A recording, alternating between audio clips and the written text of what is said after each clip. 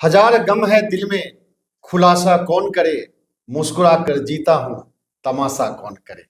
आज बहुत सारे चीजों का खुलासा करने के लिए हमारे साथ हैं द देसी अड्डा के वरिष्ठ संपादक राकेश तिवारी। देखिए, राष्ट्रीय जनता दल की सदस्यता अभियान की समीक्षा बैठक चल रही थी और इस बैठक में जगदानंद सिंह नहीं आए। सुधाकर सिंह आए लेकिन कुछ ही देरों में चले गए। तेजस्वी यादव भी 2015 से मुख्यमंत्री बनने का सपना दिल में पाले हैं और उसकी जो कोशिश है लगातार जारी है। फिर भी कोशिश नाकामयाब हो रही है, लेकिन उनकी मुस्कुराहट जो है वो दिख रही है। इन सारी चीजों पे एक बार फिर से हम चर्चा करेंगे अपने संपादक जी से और जानने का प्रयास करेंगे कि आखिर तेजस्वी यादव का जो सपना है वो लगातार चकनाचूर क्यों हो रहा है। क्या 2025 में तेजस्वी यादव का मिशन एक बार फिर कामयाब होगा? तो आइए जानते हैं और राकेश जी से समझते हैं पूरी कहानी। राकेश जी नमस्कार। धन्यवाद आपको। जो खुलासा है वो क्या क्या खुलासा आप करने वाले हैं? देखिए, खुलासा तो आज बहुत कुछ है जी, लेकिन आप समझिए कि तेजस्वी यादव आज आरजेडी के सदस्यता अभियान की समीक्षा बैठक कर रहे थे। इसमें पूरे प्रदेश के विधायक पहुंचे हुए थे, जिलाध्यक्ष भी थे, पार्टी के कार्यकर्ता जो हैं जिला अध्यक्ष, प्रधान, महासचिव, ये सब जुटे हुए थे। जी बिल्कुल। लेकिन जो प्रदेश अध्यक्ष हैं जगदानंद सिंह, जिनके बारे में ये कहा जा रहा था कि उन्हें पार्टी ने मना लिया है, मार्च तक वो प्रदेश अध्यक्ष बने रहेंगे और अब वो मान गए हैं इस बात के लिए कि वो पार्टी की गतिविधियों में अपनी सहभागिता देंगे, लेकिन वे आज उपस्थित नहीं थे। इससे कई सवाल खड़े होते हैं। दूसरा, सुधाकर सिंह जो बक्सर के सांसद है, जगदानंद सिंह के बेटे हैं, वो भी पहुंचे हुए थे मीटिंग में जी, लेकिन बहुत ज्यादा देर तक नहीं वो रुके। मीटिंग में रुके नहीं। ये भी कई सवाल खड़े करते हैं कि क्या पार्टी के अंदर सब कुछ ठीक है या रामगढ़ चुनाव में सुधाकर सिंह के भाई और जगदानंद सिंह के बेटे अजीत सिंह के हारने के बाद आरजेडी और जगदानंद सिंह के रिश्ते के बीच कुछ दरार आई है, कुछ खटास आई है। नहीं तो ऐसा क्या गम है जगदानंद सिंह के मन में जो खुलासा नहीं हो रहा है?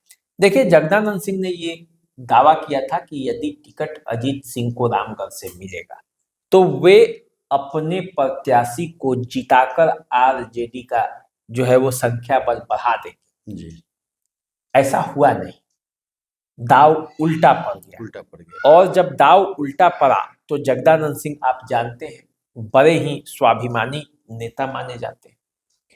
जगदानंद सिंह जो कहते हैं वो करने में विश्वास रखते हैं, उनसे हो नहीं पाया है और जब उनसे हो नहीं पाया है तो वो इस्तीफे की पेशकश भी कर चुके हैं। लेकिन अब आरजेडी के सामने समस्या ये है कि आरजेडी यदि अभी उनके साथ कोई कार्रवाई करती है या उनको हटाती है तुरंत, तो उस पर जो सवर्ण वर्ग है, जो राजपूत मतदाता खास करके हैं, जो आरजेडी को भी कुछ वोट करते रहे, संदेश गलत जाएगा। हाँ, उनके बीच संदेश गलत जाएगा। तो आरजेडी ये चाहती नहीं है। आरजेडी ये चाहती है कि जगदानंद सिंह की सम्मान पूर्वक विदाई हो और आरजेडी का नया अध्यक्ष कोई मिल जाए। तो आज पार्टी के समीक्षा बैठक थी सदस्यता बढ़ाने के लिए। देखिए, 2015 से ही तेजस्वी यादव बिहार के मुख्यमंत्री बनने का सपना देख रहे हैं। लालू प्रसाद यादव चाहते हैं कि वो अपने जीते जी तेजस्वी यादव को बिहार के मुख्यमंत्री की कुर्सी पर बैठा दे, सत्ता सौंप दे, ताकि उस गद्दी पर वे भी बैठे हुए हैं, उनकी पत्नी भी बैठी हुई है, अब बेटे को भी चाहते हैं, पुत्र की बारी है कि हाँ, क्योंकि आप जानते हैं पुत्र मोह तो सबको होता है और सब चाहते हैं कि सत्ता अपने बेटे को देकर जाए। तो इस लालू प्रसाद यादव ये चाहते हैं कि वो सत्ता किसी न किसी तरीके से सौंप दे, लेकिन ऐसा होता हुआ 15 से अब तक दिखाई नहीं दे रहा है। अब 25 में फिर से चुनाव है। जब 25 में चुनाव है तो पार्टी इस बार कोई कोर कसर छोड़ना नहीं चाहती है और इसीलिए वो पार्टी में सदस्यों की संख्या बढ़ाई जा रही है, पार्टी को संगठन स्तर पर मजबूत किया जा रहा है और इसी को लेकर बैठक थी। और बैठक में तेजस्वी यादव ने अपने कार्यकर्ताओं को कई टिप्स दिया। देखिए, 3 महीने में लगभग 40 लाख आरजेडी के सदस्य बनाए गए हैं, जैसा कि बताया जा रहा है। बूथ वाइज 2 सक्रिय मेंबर और 50 नए सदस्यों को जोड़ने की योजना है। 1 करोड़ नए सदस्य बनाने का लक्ष्य जो है वो रखा है आरजेडी ने, कि बिहार में 1 करोड़ नए सदस्य होंगे। अब जब चुनाव है और चुनाव में जब नए जोशो खरोश के साथ पार्टी जब उतरेगी तो लगता है आरजेडी को कि इससे पार्टी को सफलता मिलेगी।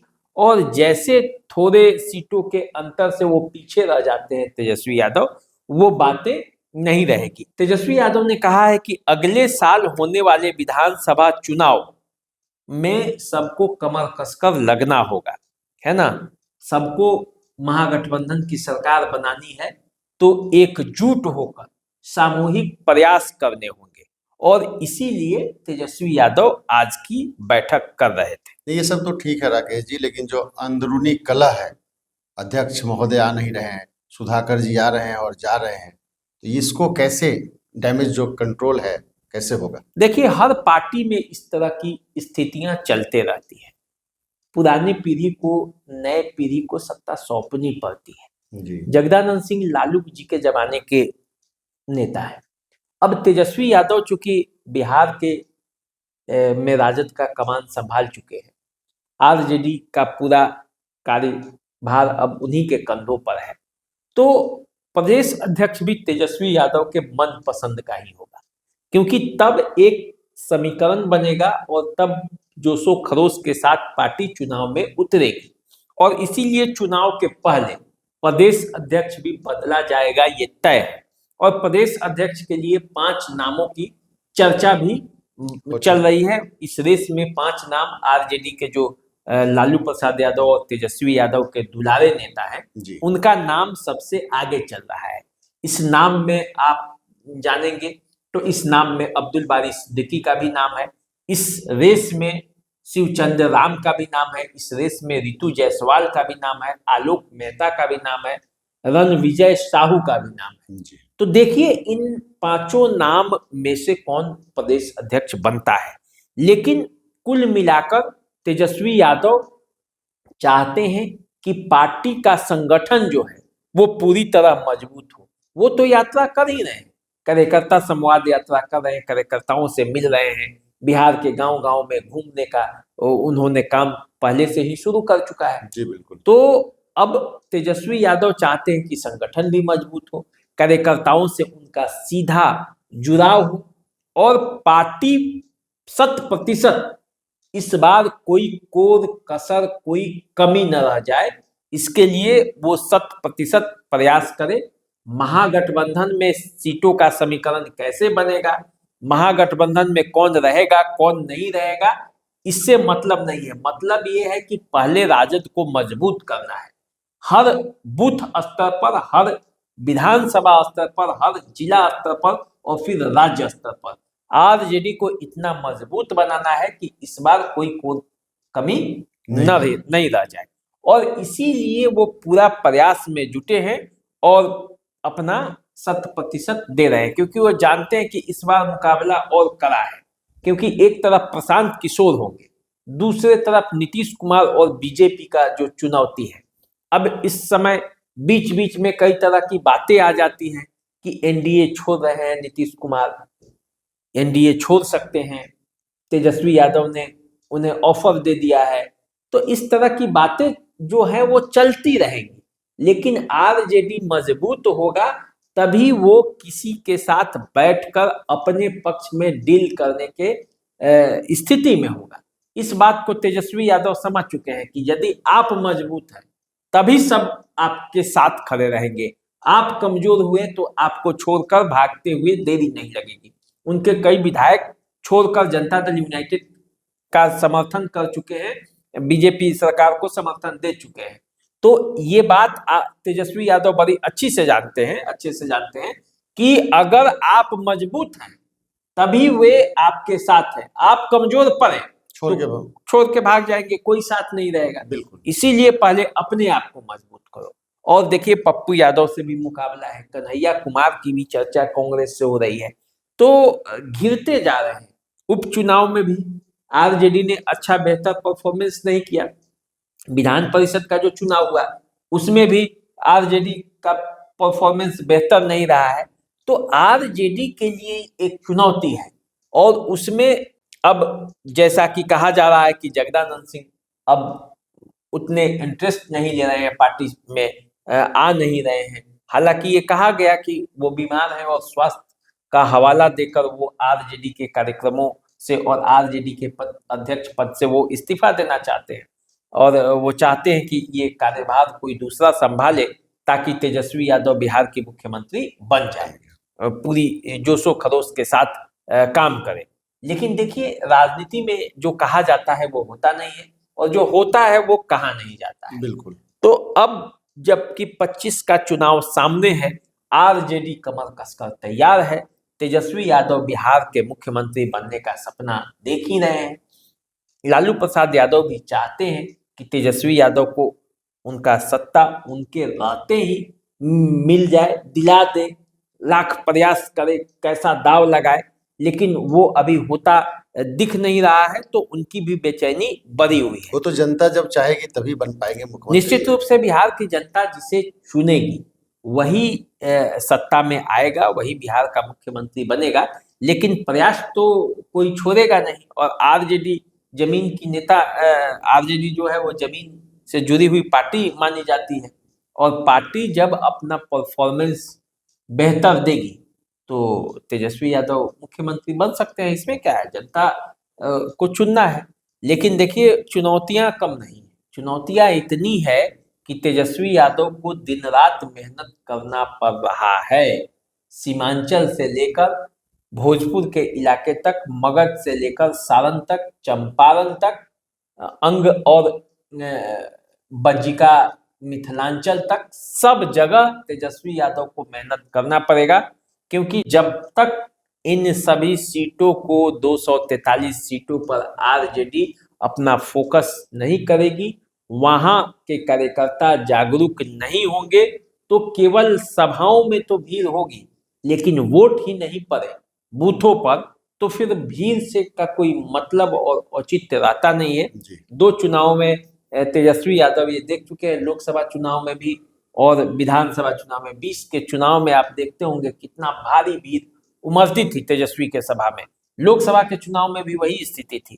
लेकिन जब सीटों का नंबर जब सामने आता है तो उसमें सारे समीकरण गड़बड़ हो जाते हैं। इसीलिए तेजस्वी यादव इस बार सदस्यता अभियान पर जोर दे रहे हैं, कार्यकर्ताओं पर जोर दे रहे हैं, बूथ लेवल तक मैनेजमेंट को वो करना चाहते हैं। क्योंकि देखिए, सोशल मीडिया के मामले में, डिजिटल प्लेटफॉर्म के मामले में आरजेडी ने अपना स्थान मजबूत कर लिया है।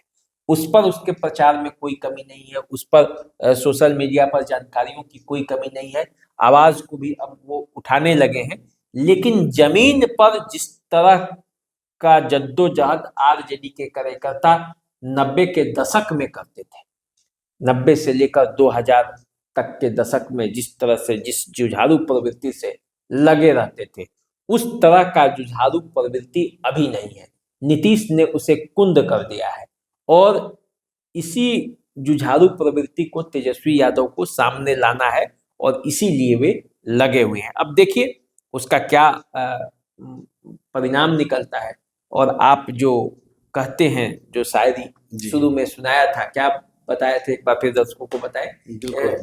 हजार गम है दिल में, खुलासा कौन करे, मुस्कुरा कर जीता हूँ, तमाशा कौन करे। चुनाव में सब तरह के तमाशे होते हैं। दिल में गम भी होता है, हारने का, जीतने का, सब गम। कोई जीतता है, कोई हारता है, जीतने वाले खुश हो जाते हैं, हारने वाले गम के साथ जाते हैं। तो ये सब होगा 2025 के चुनाव में, और तेजस्वी यादव के लिए आप जो सपना है वो शायद पूरा होगा, नहीं भी हो सकता है, जनता पर है। हम कैसे कह दे कि वो मुख्यमंत्री बन ही जाएंगे, और हम ये कैसे कह दे कि वो नहीं बनेंगे, जनता पर है। चुनाव सामने है, 1 साल के अंदर सब नवंबर 25 के पहले सब कुछ हो जाना है, जनता ये तय कर देगी। तो 2000 नवंबर 25 के पहले संभवतः चुनाव संपन्न हो जाना है। तेजस्वी यादव और बाकी सारी पार्टियां इस चुनाव रणनीति में, चुनाव पर्व में एड़ी चोटी एक कर रहे हैं। इसी तरह की चर्चा के लिए आप बने रहिए। एक बार फिर हम नई चर्चा के साथ राकेश जी के साथ उपस्थित होंगे। तब तक के लिए हमें दीजिए इजाजत और हमारा नमस्कार स्वीकार कीजिए। नमस्कार। नमस्कार।